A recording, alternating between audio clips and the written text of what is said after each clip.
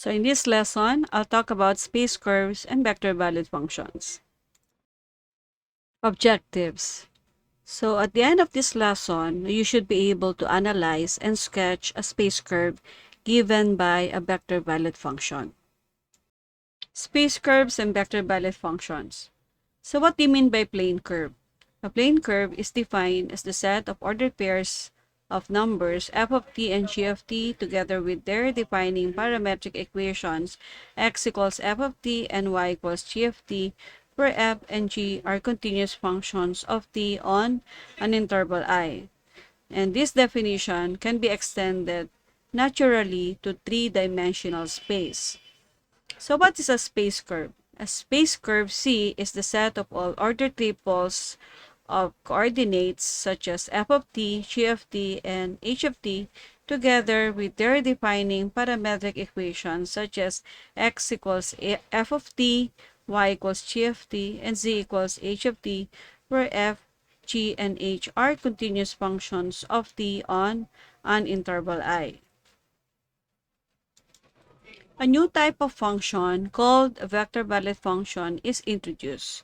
So by definition, a function of this form, r of t equals f of ti plus g of tj, or r of t is f of ti plus g of tj plus h of tk is a vector valid functions where the component functions such as f, g, and h are real valid functions of the parameter t.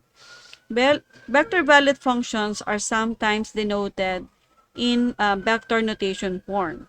So you can write the vector valid function r of t as equal to uh, a vector with components f of t comma g of t. So this must be enclosed by the less than and the greater than symbol in two-dimensional space.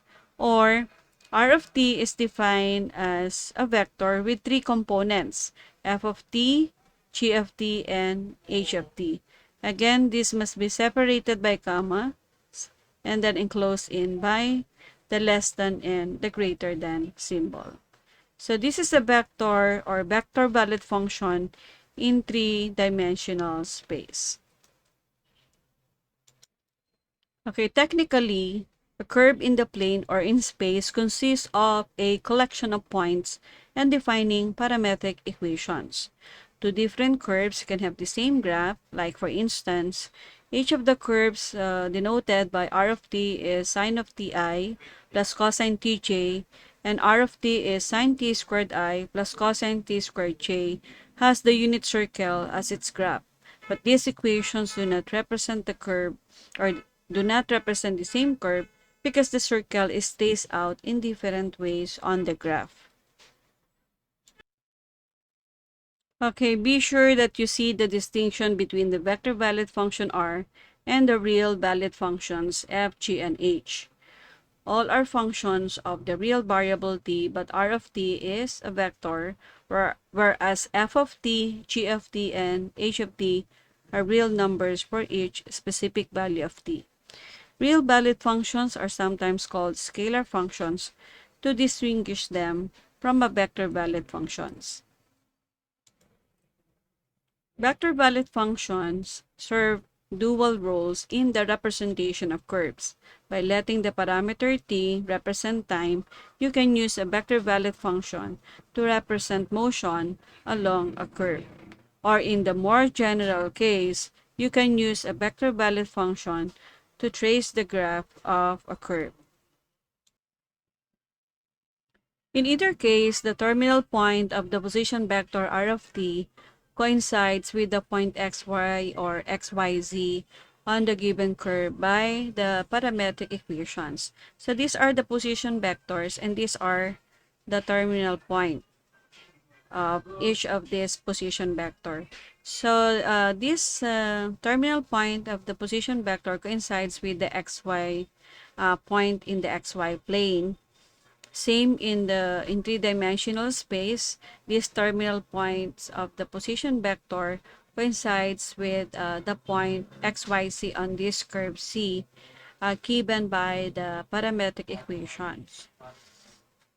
Okay, the The arrowhead on this curve indicates the curve orientation in the direction of the increasing values of t.